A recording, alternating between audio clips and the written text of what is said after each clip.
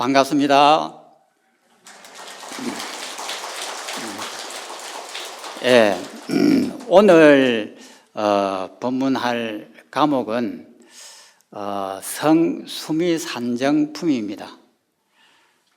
성자는 오른다는 뜻이고 수미산 꼭대기에 오른다라는 뜻입니다. 그래서 수미산 정상에 오르셔가지고 일어났던 그 일을 오늘 기록한 것입니다. 그러면 먼저 경전을 읽겠습니다. 그때 열애의 이 실력으로 시방일체 세계에 낱나 사천하 연부제를 모두 다 보니 열애께서 나무 아래 앉아 계셨는데 각기 보살이 부처님의 실력을 받들어 법을 연설하여 항상 부처님을 대하지 않음이 없었다고 말하였다. 그때 세존께서는 일체 보리수 아래를 떠나지 아니하시고 수미산에 오르시어 제석전의 궁전으로 향하셨다. 그때 제석이 묘성전 앞에 있다가 멀리 부처님이 오시는 것을 보았다.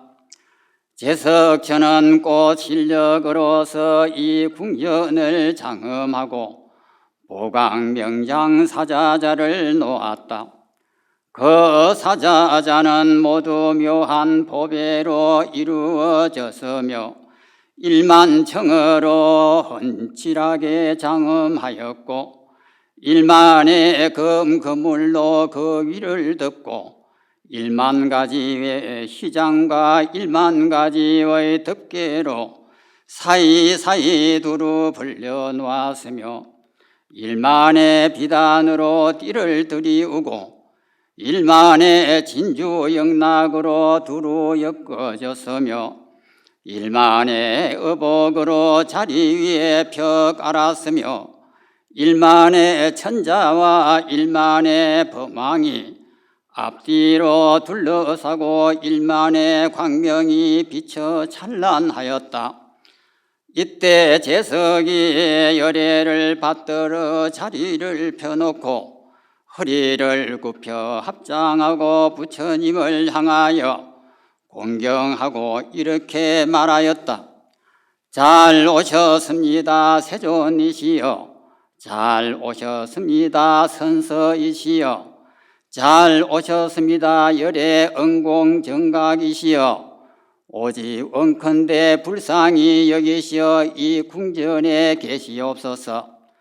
그때 세존이 곧 그 청을 받으시고 묘성전에 들어가시니 시방의 일체 모든 세계 가운데에서도 다 또한 이와 같이 하였도다. 이것이 오늘 성수미산 정품입니다. 여기에서 특이한 사항이 무엇이냐 하면은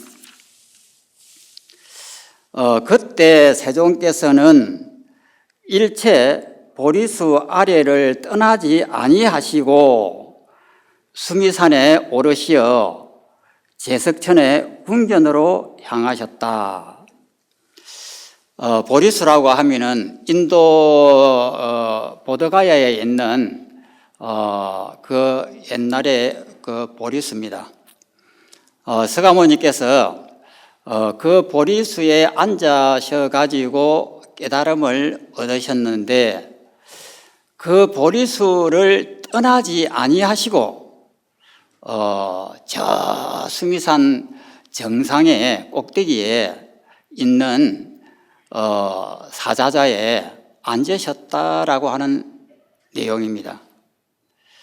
그러니까 쉽게 말해서 여기에 있는 이 통도사 설법전에 앉아 계시면서 불사님들이 집에도 동시에 앉아 계신다, 이 내용입니다.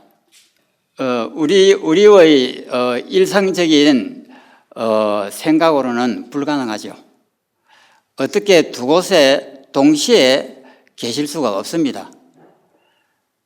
그러면은 이 말씀이 스가모니께서 깨달으신 그 내용입니다.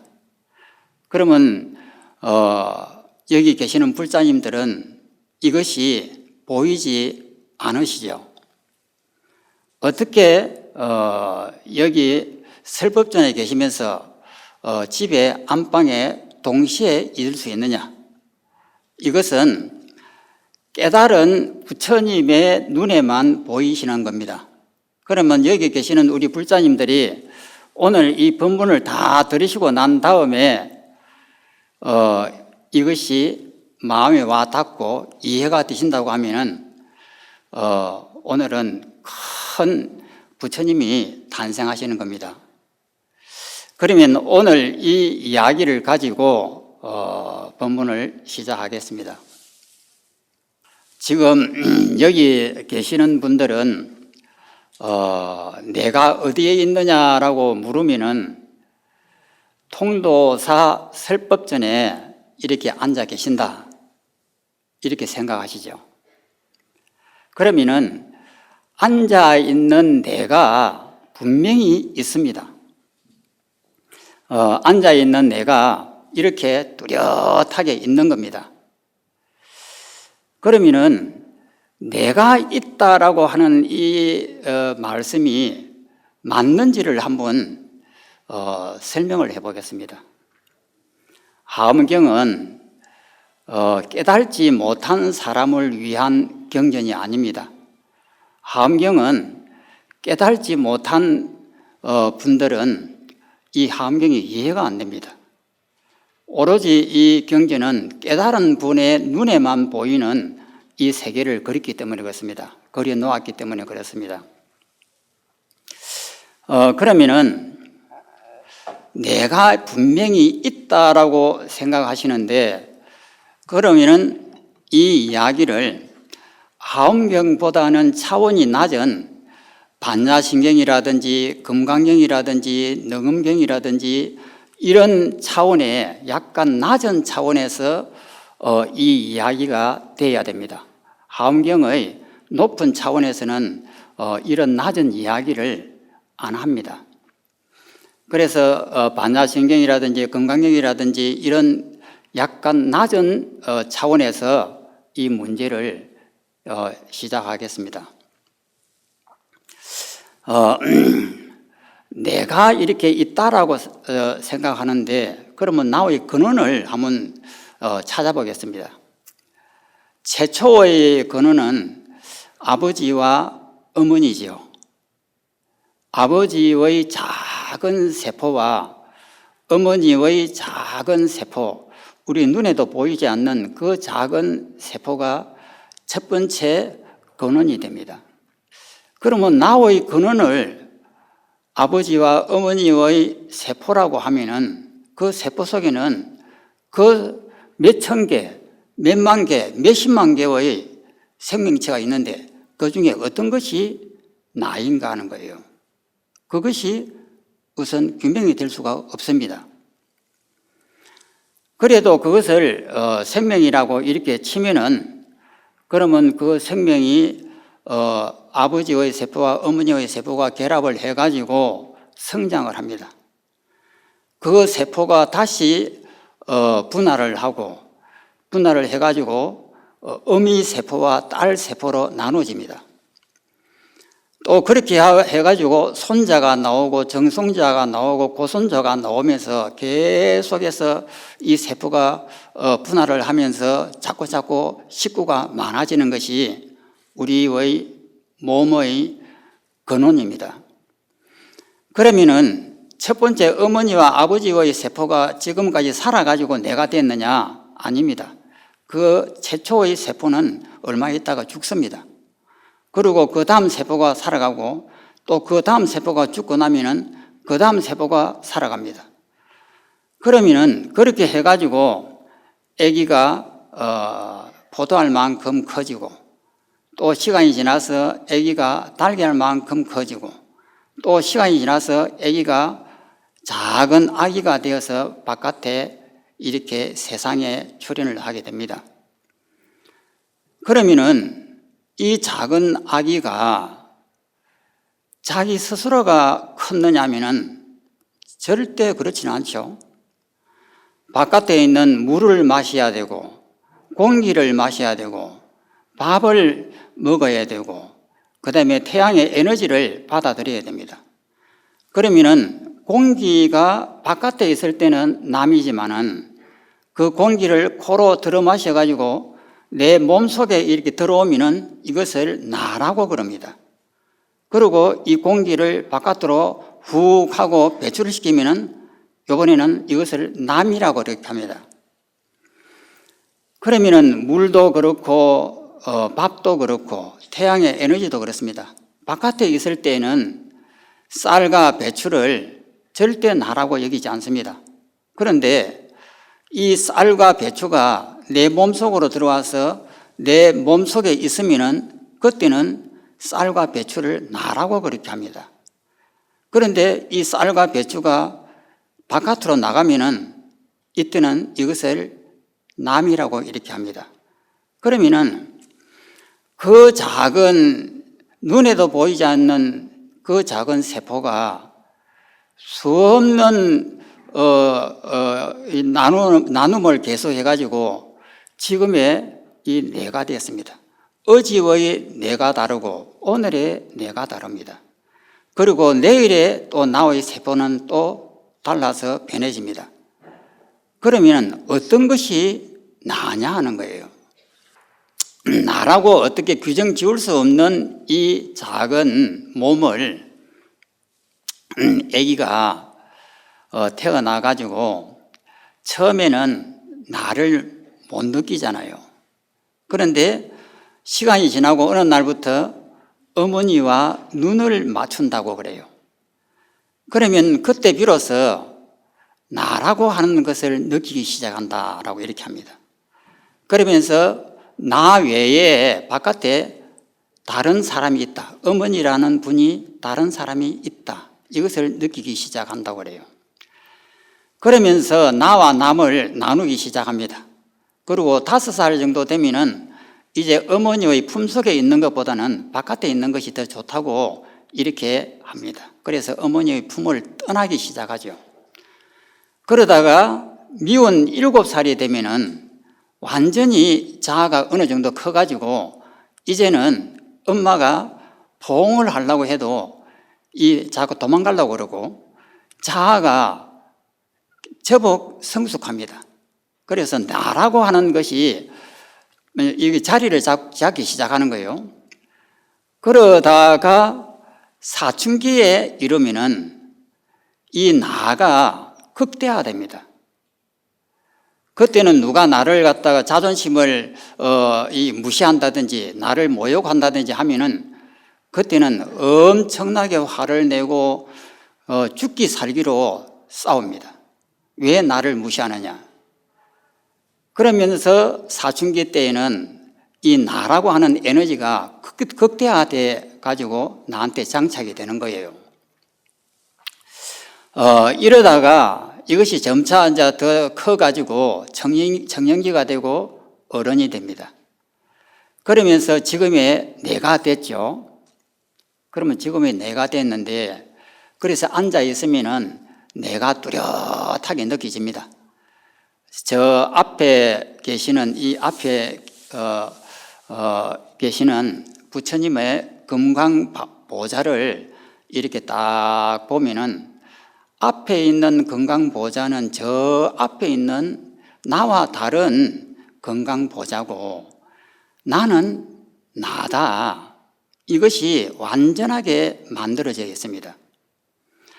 그런데 나라고 하는 이것을 조금 전까지만 해도 이렇게 살펴봤지만은 근거가 없는데 이러한 사춘기를 지나고 미운 7살을 지나고 이렇게 되면서 나라고 하는 것이 완전하게 자리를 잡습니다. 자리를 잡아가지고 이것은 어떻게 내가 아니라고 아무리 해도 말을 들을 수가 없는 거예요. 분명히 내가 있습니다. 그러면은 이 나를 근거로 해가지고 위치가 정해지는 거예요. 그러면 여러분, 우리 불자님한테 지금 어디에 계시냐고 물으면은 통도사 설법전에 앉아 계신다, 이렇게 전부 다 생각을 하고 계십니다. 그것이 맞을까요? 하는 거예요. 그러면은 이것을 서가모니께서 보리수 밑에서 깨달으신 12영기의 순관입니다. 순관과 역관이 있다고 경전에서 많이 이렇게 설명을 했습니다. 그러면은 이 순관을 통해 가지고 근거가 없는 나를 가상적으로 만들어 놓고 이것을 나라고 규정을 하고는 이것을 지키기 위해서 우리는 평생을 싸워왔습니다. 남하고 다투고 내 것을 챙기고 나를 모독하는 사람은 당당하게 응징을 하고 이러면서 갖가지 번뇌를 만들게 되는 그 근거가 이 가상적인 나를 진짜라고 믿는 데서 생기는 일입니다. 그러면은 이 나가 정말 있는지를 살피는 것이, 이것이 관법이에요. 그러니까 서가모니가 깨달으신 그 깨달음의 내용이 이렇게 관찰을 하는 것입니다. 그러면 이것을 무엇이라고 하느냐면은 심사관이라고 이렇게 합니다. 심사라고 하는 것은 근거를 찾아가지고 살펴서 들어가서 그 근원을 밝혀내는 것인데, 그러면은 나라고 할 것이 없는 이 나를 세워놓고 이것을 지키기 위해서 우리는 그렇게 노력을 하고 온 힘을 다해서 붙들고 있었던 겁니다. 그러면 부처님께서 개발한 역관은 무엇이냐 하면은 이 거꾸로 들어가는 것이 역관입니다. 그럼 어떻게 거꾸로 들어가냐면은 누가 나를 바보라고 욕을 하게 되면은 화가 납니다. 그러면은 화를 냈을 때 왜 화를 내는가를 바라보는 거예요. 그것을 관찰하고 심사해 보는 겁니다. 그러면은 화를 낸다고 하는 것은 내가 자존심이 상했다는 거예요. 그럼 분명히 나라고 하는 뭔가가 있다는 것입니다. 그러면 나를 지키기 위해서 화를 냈는데, 그러면 과연 내가 있을까? 이것을 살피는 것, 이것이 수행입니다. 그러면은 화를 이렇게 내가지고 분노가 치솟아 올라서 막 이렇게 대들고 싸울 때에 나를 바라보는 거예요. 왜 싸우지? 나를 지키기 위해서 싸우는데, 내 자존심을 무시했으니까 이 자존심을 지키기 위해서 싸우는데, 그러면 나는 있는가? 이렇게 물어보는 거예요. 그러면 내가 있다라고 여기면은 그 근거를 한번 찾아보자. 그래서 나를 지키기 위한 내 몸은 과연 있는 것일까? 조금 전에도 이야기했습니다마는 우리는 어제의 몸이 다르고 오늘의 몸이 다릅니다. 그리고 10년 전에 있던 그 몸하고 지금의 몸은 완전히 다른 몸입니다. 그렇게 하루하루 시간 변해가는 것이 내 몸인데, 우리는 이것이 영원하다고 생각을 하는 거예요. 전혀 어릴 때 아버지와 어머니로부터 받았던 이 몸을 그대로 지키고 있고, 이것이 있기 때문에 이 지키는 이 몸의 자존심을 위해서 내가 다투는 거예요. 그런데 이것을 가만히 살펴보면은 근거가 하나도 없습니다. 지금도 앉아 계시면서 바깥에 있는 이 공기를 마셔야 합니다. 공기를 들여 마셔가지고 이 공기가 내 몸속으로 들어오면은 이 공기가 내 몸이 됩니다. 그리고 이 공기를 훅 뱉으면은 이 공기는 남이 됩니다. 그러면은 바깥에 있는 이 물과 배추와 상추와 이 공기가 바깥에 있을 때는 이것을 절대 나라고 하지 않습니다. 그런데 어떻게 해서 1초 전에만 해도 바깥에 있던 것이 순식간에 내 몸에 들어오면 싹 마음이 변해가지고 이것은 내 것이야 이렇게 할 수가 있느냐는 거예요. 이것은 말이 안 된다 이 말이에요. 그런데도 오랜 업 때문에 이 몸이 나라고 하는 이 업 때문에 이러한 깊이 생각할 틈을 주지 않는 거예요. 그래서 그냥 막연하게 이 몸은 나다 이렇게 딱 규정을 하고는 이 몸을 지키기 위해서는 죽기 살기로 싸우고 일을 하고 나를 지킵니다. 그러나 정상적이고 사고를 갖고 있다라고 하면은 의문이 들죠. 왜 이것이 나을까? 조금 전만 해도 바깥에 있는 공기와 또 조금 전만 해도 바깥에 있는 이 물이 왜 내가 되지? 그래서 조금만 생각해 보면은 이상하지 않습니까? 어떻게 해서 조금 전만 해도 바깥에서 파랗파랗하게 자라고 있는 이 상추를 금방 꺼내다가 입에 넣으면은 이것을 이 상추는 나야 이렇게 한단 말이에요. 참 우스운 일이죠. 그래서 이 과정을 살펴보는 것이 수행입니다. 그래서 이것을 계속 살펴보면은 어제의 일을 살펴보고 10년 전의 일을 살펴보고 20년, 30년 전의 일을 살펴보고 또 청년 때의 일을 살펴보고 또 청소년 때의 일을 살펴보고 어릴 때의 나를 살펴봅니다. 그런데 이것을 동일한 나라고 생각을 하는 거예요. 그러면서 아버지와 어머니의 최초의 생명이 나의 근원이다 이렇게 말을 합니다. 그러면 아버지와 어머니의 세포는 누가 만들었을까? 당연하게 아버지와 할아버지와 정조부님과 고조부님이 만드셨죠.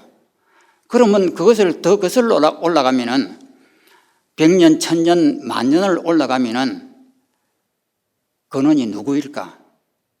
우리는 몸속에 어릴 때의 그 태아의 모양을 보면은 꼬리가 있습니다.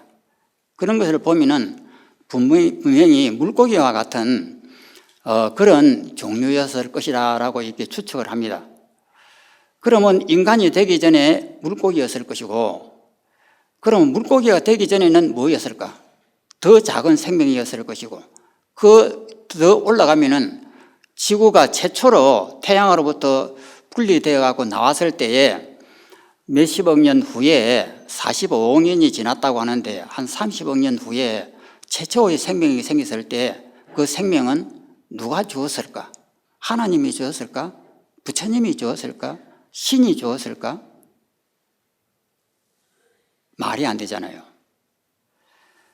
그런데도 우리는 이것을 아무 비판 없이 그냥 받아들여 가지고 이것을 나라고 이렇게 하는 거예요. 이렇게 살펴보면서 관찰하는 것을 서가모니는 수행이라고 하셨던 겁니다. 즉 서가모니의 가르침은 이렇게 관찰을 해서 파고들어서 근원을 궁구해서 그 원인을 찾아내는 것이 서가모니의 수행 방법입니다. 그래서 나라고 하는 이것을 역관을 통해 가지고 순간은 작은 미생물과 같은 내 세포가 이렇게 자라가지고 어른이 되는 것이 순간이고, 역관이라고 하는 것은 그 어른이 되어가지고 다시 거슬러서 이 세포까지 들어가는 이 과정을 살펴보는 것이 역관입니다. 그러면은 역관을 통해서 우리가 아는 것은 나라고 하는 근거가 없다라고 하는 결론을 도달합니다. 어떤 것이 나냐? 지수화풍이 나냐? 내가 아니죠. 그런데 우리 몸은 전부 다 지수화풍입니다. 이것이 내 것이라고는 단 한 개도 없습니다. 모조리 전부 다 바깥에 있는 물과 바람과 이 음식과 태양의 에너지일 뿐 내 것은 하나도 없는데도 왜 이것을 나라고 이렇게 고집을 하고 있을까? 그래서 그 근거를 찾아서 들어가 봐도 결국은 내가 없습니다. 그러면 이렇게 역관을 했으면은 내 집착이 사라지고 나는 부처님으로 탄생이 되느냐 하면은 절대 안 되죠. 서가모니 부처님께서는 이렇게 역관을 해가지고 그 근거인 무명을 타파를 해서 깨달음을 얻으셨는데 왜 우리는 이것이 안 되느냐는 거예요. 그러면 여기에 무슨 잘못이 있느냐 이것입니다. 여기에는 우리가 큰 잘못이 있습니다. 우리가 간과하고 있는 아주 중대한 이 문제를 놓쳐버리고 있는 거예요. 무엇을 놓치고 있느냐 하면은 이런 살피는 이 과정에서는 선정과 지혜가 쌍두마차가 되어가지고 같이 움직여야 됩니다. 그러면 지혜라고 하는 것은 이렇게 관찰하는 것이 분석하고 관찰하는 것이 지혜라고 하는데 선정은 뭐냐는 거예요. 이 선정의 역할에 대해서 우리가 아주 잘못 이해하는 부분이 굉장히 많습니다. 선정하면은 고요한 상태, 한 생각도 일어나지 않는 그 고요한 상태를 상상하기 쉽습니다. 그러나 물론 그 고요함도 선정입니다. 그러나 선정에는 그 고요함뿐이 아니고 집중과 몰입이라고 하는 엄청나게 큰 요소가 있습니다. 집중과 몰입이라고 하는 것은 뭐냐면은 몰입되어 가지고 진짜처럼 몰입되는 것을 말합니다. 그냥 남처럼 장작 하나 타듯이 남의 일처럼 하는 것이 아니고 내 일처럼 동화되는 겁니다. 저 손이 탈 때 저 손 속에 숨어 있는 내 자존심과 내 명예심과 자존심과 명예심은 목숨과 같은 겁니다. 차라리 자존심을 상하게 하려고 하면 내 목숨을 내놓으려고 하는 사람이 굉장히 많습니다. 그만큼 자존심은 목숨보다도 더 귀중한 것입니다. 그 자존심이 지금 타고 있다 이 말입니다. 그랬을 때 우리가 그 자존심과 명예심과 살려고 하는 이 의지 이것을 내려놓는 것이 역관입니다. 그러면은 사마타라고 하는 그 강력한 집중력에 의해 가지고 내 몸을 하나하나 해체해 들어갈 때 그 속에 묻어 있는 이 자존심과 명예심, 죽음보다도 더 지키고 싶었던 이것을 해체를 해야 되는 거예요. 해체를 하게 되면은 결국은 내 목숨을 내려놓아야 되는 겁니다. 그런데 내 목숨에 대한 애착을 내려놓지 않고 그냥 하나하나 해체를 해가지고 역관을 통해가지고 무상하구나, 모든 것이 허상이구나, 나라고 하는 것이 없었구나 이렇게 결론을 내고는 나는 역관을 다 했다 이렇게 한다 이 말입니다. 그것이 무슨 수행입니까? 그래서 이 부처님의 이 12영계의 순관과 역관은 부처님께서 직접 이것을 하시고 깨달은 것이에요. 그래서 부처님께서는 이런 방식으로 나라고 하는 이것을 해체를 했습니다. 해체를 해가지고 내 속에 묻어있는 자존심, 나를 지키고자 하던 그 강력한 힘, 에너지를 동시에 내려놓으면은 내 목숨에 대한 애착이 떨어져 나갑니다. 떨어져 나가면서 나라고 하는 이 삶에 대한 끈끈한 그 힘을 놓아버리는 거예요. 이것을 놓아버리자마자 어떻게 되느냐? 내 몸이 사라져 버립니다. 이것을 공이라고 이렇게 불교에서는 이야기를 합니다. 왜 내가 사라질까? 우리는 이때까지 나라고 하는 것이 진짜 있다라고 철석같이 믿고 살았는데 실제 이 나라고 하는 것은 있는 것이 아니라 내가 넣어놨던 개념들입니다. 나는 누구냐라고 물으면은 내 고향은 어디고 부모님은 누구고 학교는 어디서 나왔고 친구는 누구고 이렇게 설명을 하면 내가 마치 설명이 되는 것인 양 우리는 나를 이렇게 설명을 합니다. 그러면 그러한 것들이 생각들이 전부 다 모여가지고 이것을 나라고 여기는 거예요. 그렇기 때문에 그런 생각들이 모여가지고 내가 되기 때문에 지금도 앉아있으면 내가 느껴집니다. 그리고 남하고 나를 확실하게 가리면서 이것은 나고 저것은 납니다. 이렇게 하는 겁니다. 그 원인이 무엇이냐? 이런 수많은 개념들을 나라고 착각을 하고 내 속에다가 담아뒀기 때문에 그렇습니다. 우리 머릿속에 있는 제8 아리아식 속에 있는 그 수많은 기억 정보를 우리는 담아두고 있습니다. 그 담아두었던 그 기억 정보를 가지고 우리는 살기 때문에 내가 느껴지는 거예요. 우리는 참으로 나를 살피고 내가 무엇인지를 알아서 사는 것이 아니라 머릿속에 담아뒀던 그 기억 정보를 끄집어내 가지고 그것을 나라고 여기고 살기 때문에 내가 있는 것이다 이 말입니다. 그래서 서가모니는 이 나를 철저하게 분석을 합니다.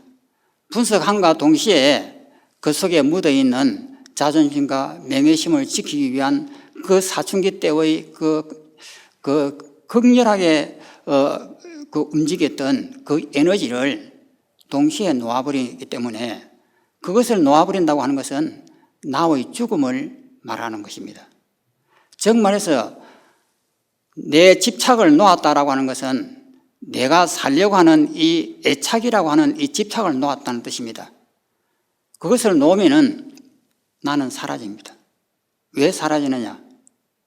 내 몸은 개념으로 만들어져 있기 때문에 그렇습니다. 내 몸은 키가 몇 센치고 몸무게가 어떻고 내 얼굴은 어떤 생김새라고 내 옷은 무엇이며 내 눈은 어떻게 생겼고 손은 어떻게 생겼고 하는 이 막연한 이 개념들을 나라고 여기고 우리는 생각하고 있기 때문에 이것이 진짜라고 믿는 이 개념 뭉치가 나로 변해가지고 지금 있는 겁니다. 그래서 서가모니께서 인도 부다가야에 있는 보리수 나무 밑에서 계시면서 어떻게 수미산 정상의 꼭대기에 사자자에 앉으셨는가? 이 두 곳에 동시에 앉으셨다라고 하는 이 말 뜻을 이해를 할 수가 없습니다. 그리고 우리 눈으로 그것을 볼 수가 없습니다. 그래서 이 하엄경의 경전은 이해가 안 됩니다. 왜 안 되느냐? 나라고 하는 이 개념을 철석같이 믿고 있기 때문에 이 개념 뭉치를 나라고 여기는 거예요. 실제적인 나를 믿는 것이 아니라 머릿속에 들어있는 이 개념의 뭉치를 가상적인 나라고 여기기 때문에 그렇습니다. 그래서 내가 이 놓아버리면은 내 집착을 탁 놓아버리는 순간에 이 개념이 깨져버립니다. 왜 깨지느냐? 가짜니까 그렇습니다. 이 개념은 가상적으로 만들어 놓은 것이기 때문에 가짜입니다. 그래서 나라고 하는 살려고 하는 이 의지, 이 모두 붙어 있는 이 개념의 뭉치 속에 있는 에너지를 놓아버리면 내가 사라져 버리는 겁니다. 사라지면은 나만 사라지느냐 하면은 내 앞에 있는 이 모든 대상들도 함께 사라집니다. 왜 사라지냐? 그것은 전부 다 개념이기 때문에 그렇습니다. 우리는 이 탁자를 사각형이라 하는데 이 탁자는 사각형이 아닙니다. 그런데 우리는 이것을 사각형이라고 명칭을 붙이고 이것을 사각형이라고 규정을 합니다. 그렇지만 이 탁자는 사각형이 아니에요. 이 탁자는 사각형이다. 마치 실제 하는 것이냐 이렇게 명칭을 붙이고 이것을 참으로 여기고 살고 있습니다. 그러한 이 세계가 가상세계다 이 말입니다. 내 머릿속에 들어있는 아리아식 속에 있는 기억 정보들이 만든 세계입니다. 그러니까 나라고 하는 이 개념이 떨어져 나가니까 내가 사라지고, 내가 사라지니까 내 앞에 대상으로 하고 있는 이 세계도 동시에 개념 뭉치기 때문에 사라집니다. 그래서 텅 비어가지고 끝없는 대허공이 나타나게 되는 겁니다. 이것을 불교에서는 공이라고 이렇게 이야기를 합니다. 그래서 이 공을 다르게 말하면은 무색계라고 이렇게 합니다. 무색계 선정이라고 이렇게 말을 합니다. 그러면 대허공이 나타났습니다. 이 허공 속에는 앞과 뒤가 없습니다. 우리가 살고 있는 이 세계는 앞과 뒤가 있습니다. 왜 그러냐면은 나라고 하는 이 개체를 있다라고 생각하기 때문에 기준을 만듭니다. 그래서 나에게 기준이 있기 때문에 이 기준을 토대로 앞뒤가 나눠집니다. 그런데 그 기준을 없애버리면은 앞과 뒤가 사라지는 겁니다. 그러면 앞이 바로 뒤고 뒤가 바로 앞입니다. 여기에서 오늘 이 법문하는 수미산정품, 수미산 꼭대기에 올라가셨는데 거기에 사자자에 계시면서 부타가야에 있는 보리수 나무에 서가모니가 동시에 계신다. 이 말씀을 이해를 할 수가 있는 겁니다. 나라고 하는 개체가 위치가 딱 정해지면 이것은 이해가 안 됩니다. 그렇지만 내가 사라지는 순간 저 수미산 꼭대기와 보리수 나무가 하나구나. 이것을 바로 눈에 보이니까 압니다. 그래서 하엄경은 중생을 위한 경전이 아닙니다. 깨달은 부처님의 눈에 보이는 그 세계를 아무 보조 설명도 없이 그대로 설명한 것이에요. 그러니까 보리수 나무 아래에 계시면서 수미산 꼭대기에 있는 보좌자에 동시에 앉아 계신다라고 하는 이 말씀을 그냥 그대로 하시는 거예요. 왜냐하면 그렇게 보이니까. 이래서 수미산 정상품에서 우리에게 보여주려고 하는 내용이 바로 이 내용입니다. 그러면은 이렇게 텅 비어져 있는 이 속에는 너와 내가 없습니다. 우주의 끝과 여기는 하나입니다. 이 속에는 들어가면은 이것을 인도의 힌두교에서는 최고의 경지라고 이렇게 말합니다. 이 경지를 얻는 사람은 성자라고 이야기합니다. 그래서 서가모니께서 왕궁에 계시다가 출가를 하셔가지고 첫 번째 찾아간 분이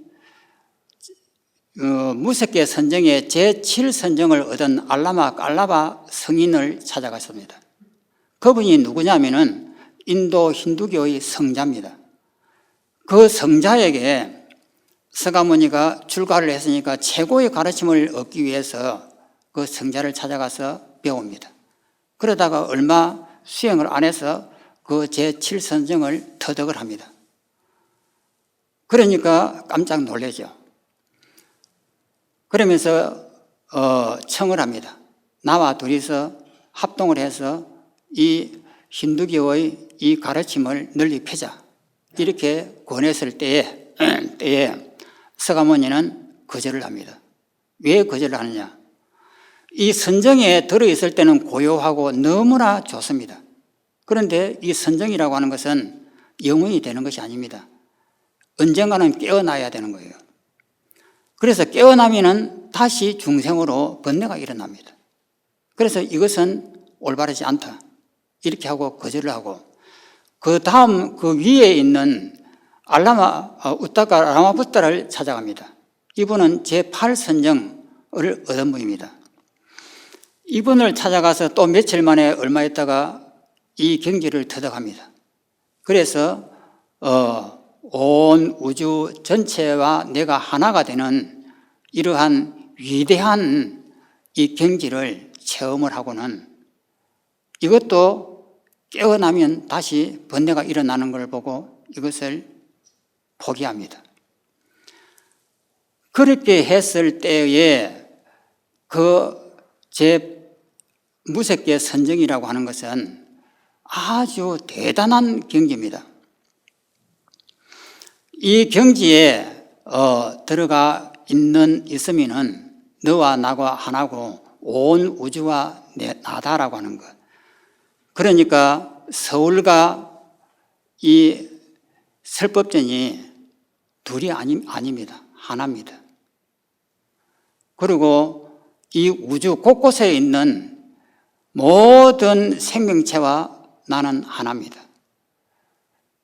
개미 굴 속에 들어가서 개미 하나하나 앞에 내가 나타납니다. 그러니까 이 경지가 대단한 거죠. 이 이야기를 써놓은 것이 하엄경입니다. 그런데 이 이야기만 써놨으면 힌두교의 가르침과 뭐가 차이가 있지 오해를 할 수가 있습니다. 그런데 하엄경에는 보면은 보현 행원품이 있습니다. 즉 말해서 실천하는 것이 있는 거예요. 이 경지만 있는 것이 아니고 이 경지를 가지고 보현 행원이라고 하는 실천이 포함이 됩니다. 이래서 진공과 묘유가 함께 있기 때문에 하엄경이 위대한 경전이 되는 겁니다. 그러면 서가모니가 원하는 경지는 무엇이냐면은 이런 선정에 들어가 있으면서 편한 것이 아닙니다. 일상생활 속에서 번뇌를 일으키는 일상생활 속에서 자유로운 것을 원하셨던 겁니다. 그래서 그것을 버리게 됩니다. 시간이 다 됐습니다. 이 나머지는 오후에 또 계속해서 하겠습니다.